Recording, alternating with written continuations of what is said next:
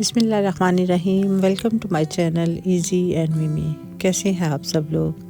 I hope कि आप सब लोग बिल्कुल ठीक ठाक होंगे और अपनी लाइफ को एंजॉय कर रहे होंगे।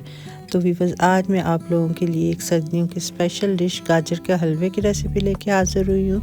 तो ये रेसिपी की तरफ चलते हैं। इसके लिए मैंने 2 किलो गाजर लेके अच्छी तरह वॉश करके इनको इस तरह से कद्दूकश कर लिया था और 3 से 4 लीटर इसमें दूध का इस्तेमाल होगा। चीनी आप अपने टेस्ट के अकॉर्डिंग जितनी आपको पसंद हो आप इस्तेमाल कर सकती हैं। 1 कप मैंने इसमें फ़्रेश क्रीम इस्तेमाल की है और 3 से 4 टेबलस्पून इसमें देसी घी के इस्तेमाल होंगे और 7 से 8 सब्ज़ इलायची।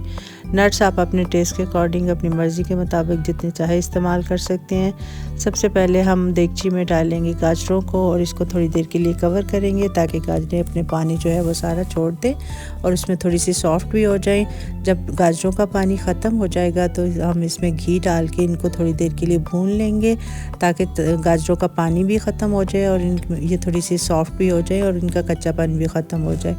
इसके बाद हम इसमें डाल देंगे दूध। मैंने 3 लीटर लिया है, आप 3 से 4 लीटर जितना चाहे इस्तेमाल कर सकते हैं।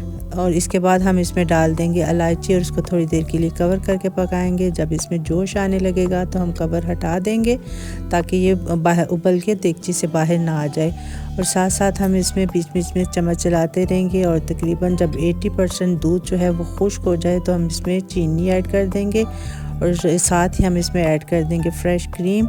अगर फ़्रेश क्रीम आपके पास नहीं है तो आप इसको स्किप कर सकते हैं। और जब तकरीबन हमारा ये देखिए 80 से 90% तक दूध जो है खुश्क हो चुका है और जब दूध बिल्कुल ड्राई हो जाए और सारा जो है मॉइस्चर इसका ख़त्म हो जाए और ये दाने दाने से आपको नज़र आना शुरू हो जाए और साइडों पे आपको घी नज़र आना शुरू हो जाए तो समझे कि आपका हलवा जो है रेडी है। इसको थोड़ी देर के लिए भून लेंगे और इसके बाद हम इसको अपनी सर्विंग डिश में निकालेंगे और आपको सर्व करके दिखाते हैं इसकी फ़ाइनल लुक। ये गर्मा गर्म हलवा आप ज़रूर सर्दियों में ट्राई कीजिएगा क्योंकि ये एक सर्दियों की स्पेशल डिश है और मेरे ख़्याल से ये हर एक को पसंद है। फिर मिलेंगे इंशाल्लाह किसी और रेसिपी के साथ। दुआ में याद रखिएगा। अल्लाह हाफ़िज़।